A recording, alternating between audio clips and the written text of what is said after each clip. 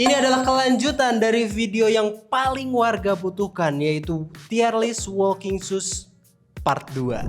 Seperti biasa aku bakal jelasin dulu. Cara penilaian kita ada 3 poin. Yang pertama kita melihat dari segi branding ataupun hype. Yang kedua kita ngelihat secara teknis dan performa ketika pemakaian. Dan yang ketiga kita ngelihat dari sisi value for money-nya. Oke, kita mulai dari brand yang pertama yaitu Brodo. Artikel pertamanya Brodo Arte Slip On. Itu dia. Jujur dari segi kampanyenya dia itu mengundang artis Yayan Ruhian yang terkenal dengan sangar dan sangat petarung gitu. Dan nggak bisa slow, makanya dipakailah Arte Slip On yang memang punya teknologi sangat gampang buat dipakai. Tidak perlu pakai tangan sekalipun. Dia tuh yang paling unik di bagian heel-nya itu ngasih bentuk yang sangat unik gitu. Jadi kita nggak perlu pakai sepatunya, pakai tangan, cuman dimasukin slep, selesai.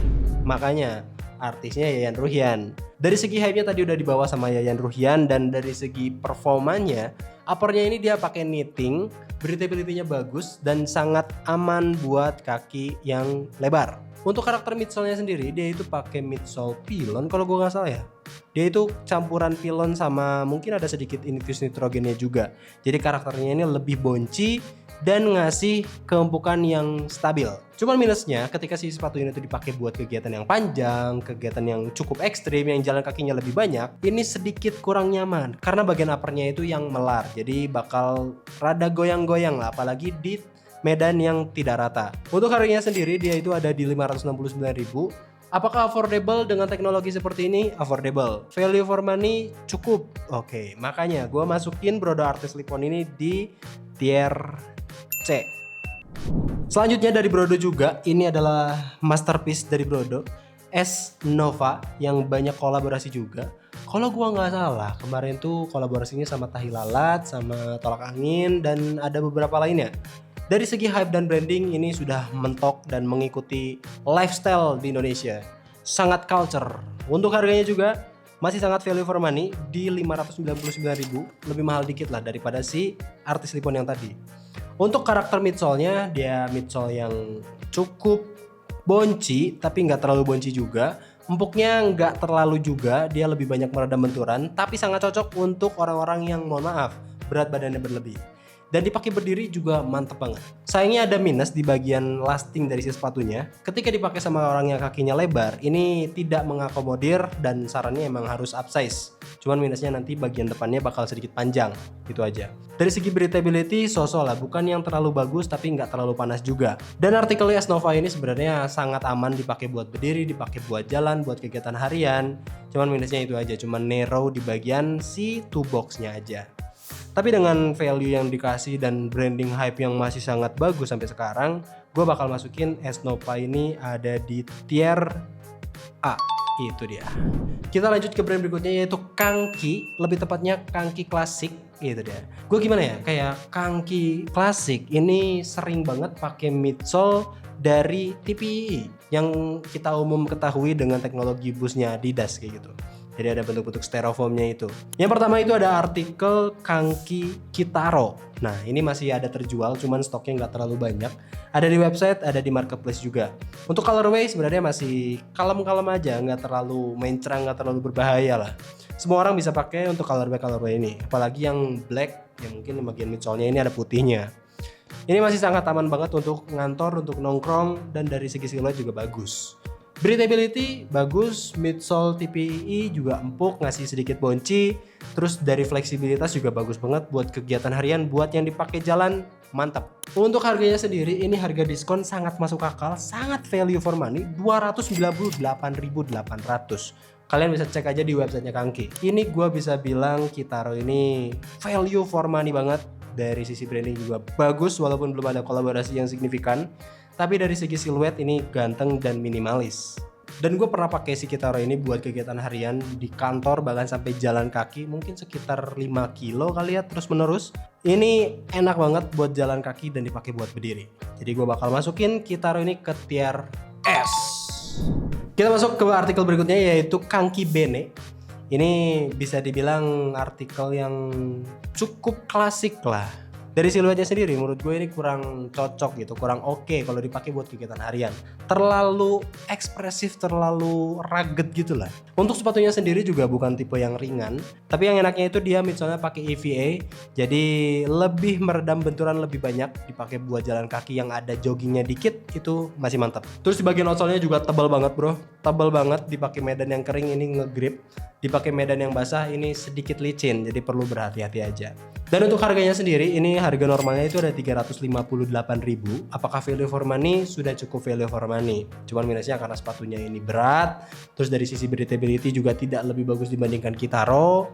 Jadi gue sangat sayangkan Kanki Bene ini gue bakal masukin dia ke tier C.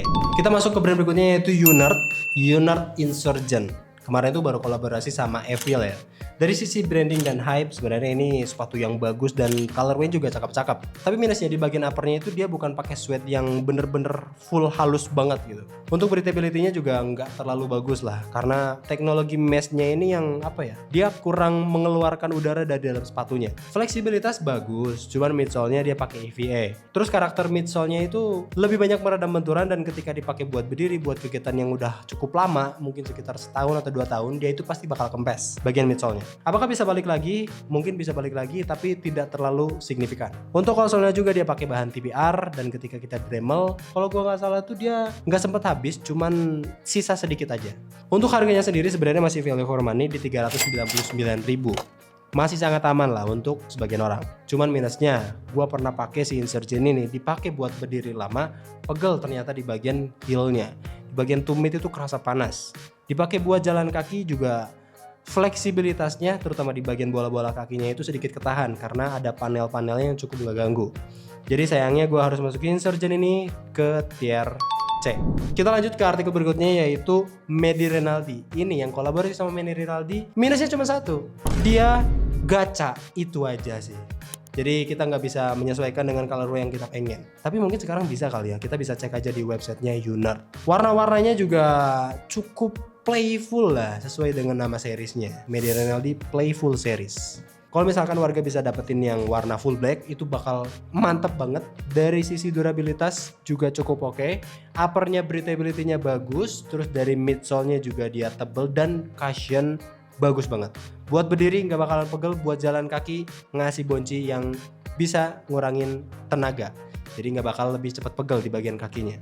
Untuk harganya sendiri ada di 469.000. Apakah value for money? Value for money kalau menurut gua. Dengan branding dan hype yang diberikan, terus dengan teknologi dari midsole dan uppernya, menurut gua ini layak lah buat masukin ke tier A. Kita masuk ke brand berikutnya yaitu Ardiles. Yang pertama adalah Ardiles Quantum Era yang baru aja dirilis beberapa bulan kemarin. Dari segi siluet sebenarnya ini sedikit mirip sama Coventry 2.0. Bagian midsole-nya masih sama, masih kasih cushion, masih kasih keempukan dan bonci yang cukup untuk kegiatan harian. Terus untuk outsole-nya sendiri juga nggak terlalu berat dan nggak terlalu tebel. Ini yang bikin sepatunya jadi sedikit lebih ringan. Untuk breathability-nya ya lumayan lah. Untuk orang-orang yang kakinya biasa panas, ini bakal sedikit kerasa panas. Tapi kalau kita ngomongin soal branding dan hype dari Quantum Era ini, mantap banget bro. Dari siluetnya cakep, colorway yang dikasih juga mantap-mantap semua, aman banget dipakainya. Terus dia itu pakai material synthetic shining leather atau TPU gitu. Itu mantap banget. Jadi ada shimmer-shimmernya gitu si uppernya. Dengan harga 529.000 ini masih sangat masuk akal lah. Gak terlalu mahal juga, tapi jangan sampai ke pay later. Gue bakal masukin Quantum Era nih dia ke tier A. Selanjutnya adalah artikel False Talk. Yang terakhir gua pakai itu yang kolaborasi sama Kevin Sword. Bagus cara teknis sepatunya, durability-nya bagus banget, karakter midsole-nya dia itu yang stable, firm, tapi nggak terlalu firm juga, ada sedikit cushionnya juga kalau misalkan dipakai buat jalan yang sedikit jogging.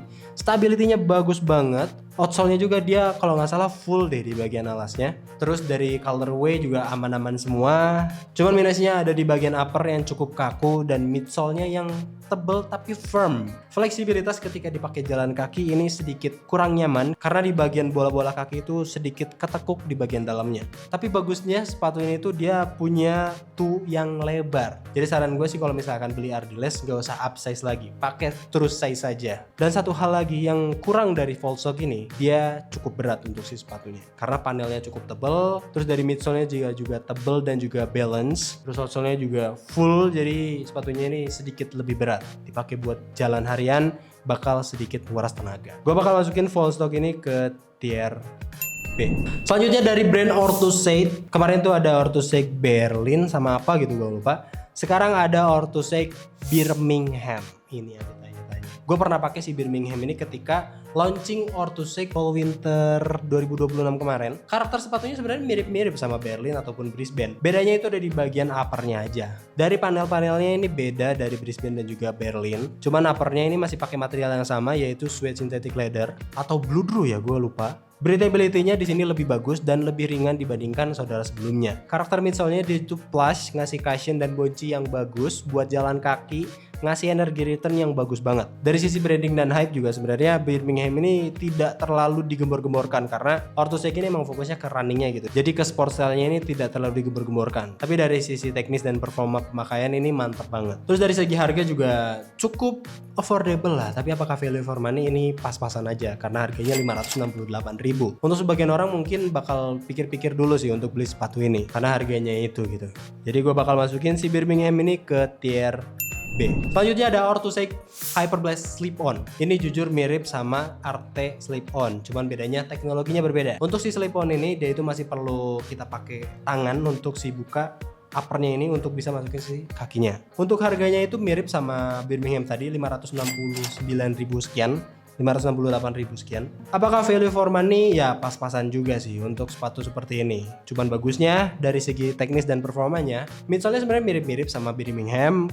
Karakternya dia itu plus, ngasih cushion, ngasih bonci juga, energi returnnya juga bagus buat jalan kaki. Dan yang sedikit lebih bagus daripada Birmingham adalah di bagian uppernya, dia itu lebih lebar. Dia itu bisa stretchy, jadi cukup mengakomodir orang-orang yang kakinya lebar. Ini lebih bagus. Gue bakal masukin Hyperblast Slip-On ini ke tier B barengan sama Birmingham. Dan yang terakhir adalah brand dari Piero. By the way, gue tuh pernah pakai hampir semua dari artikel Piero yang ada di Physics Sport secara langsung gitu ya. Yang pertama itu adalah Piero Jogger 24. Jujur, dari segi kampanye juga dia udah bilang kalau sepatu ini nyaman buat 24 jam. Gue setuju. Kampanyenya sudah sangat pas dan dari segi teknis performance juga sangat bagus. Buat pemakaian harian sampai 24 jam, kaki nggak akan pegel, nggak akan cepet capek. Sepatunya ringan, karakter midsole-nya dia bonci walaupun dia tipis. Dipakai buat berdiri lama masih sangat aman, dipakai buat jalan kaki fleksibilitasnya bagus. Walaupun sayangnya di bagian uppernya ini ya breathability-nya pas-pasan lah. Nggak terlalu dingin juga breathability-nya dan nggak terlalu panas juga lah. Tapi untuk overall si sepatu ini bagus banget buat kegiatan harian yang lebih banyak jalan kaki dan sedikit jalannya. Apalagi dengan harga 378.000 dan itu biasanya suka ada diskon untuk beberapa size dan beberapa colorway, bisa lebih murah lagi, sangat value for money. Makanya gue bakal masukin Piero Jogger 24 yang bisa dipakai 24 jam ke tier S. Selanjutnya adalah artikel Piero Jogger V54. Dari sisi branding dan hype sebenarnya gak lebih bagus dibandingkan Jogger 24 tapi tidak terlalu buruk juga. V54 ini kalau gue lihat-lihat ya yang review itu nggak terlalu banyak. Terus ketika gue pakai sepatunya di Physics Sport, ternyata karakternya emang berbeda sama Jogger 24 ini. Untuk midsole-nya dia itu lebih tebal, tapi sayangnya dia itu kalau gue nggak salah pakai material EVA, jadi dia bakal kempes seiring waktu dan keempukannya ini bakal kerasa berkurang semakin banyak dipakai. Untuk uppernya juga mirip-mirip sama Jogger 24, breathability-nya pas-pasan aja, nggak terlalu panas, nggak terlalu gerah. Tapi sayangnya untuk harganya dia itu ada di 394 sekian lah. Sebenarnya masih sangat value for money. Di harga 300.000 dapetin sepatu dengan material seperti itu dan midsole EVA yang bonci dan tebel juga, dipakai kegiatan harian juga nyaman banget. Gue bakal masukin Piero Jogger V54 ini ke tier B. Jadi gitu guys, 12 sepatu yang gue masukin ke tier list kali ini. Kalau misalkan warga pengen kita masukin tier list sepatu apa lagi, bisa tulis di kolom komentar. Minimal syaratnya gini deh, 1 brand 2 sepatu. Nanti kita buatin si tier listnya juga. Semoga video ini bermanfaat. Jangan lupa buat like, comment, subscribe, dan kasih juga hype di video ini. Dan kalau misalkan warga bingung belinya di mana, kita udah masukin produknya di setiap section dari si sepatunya. Oke, gue pamit undur diri. Adios.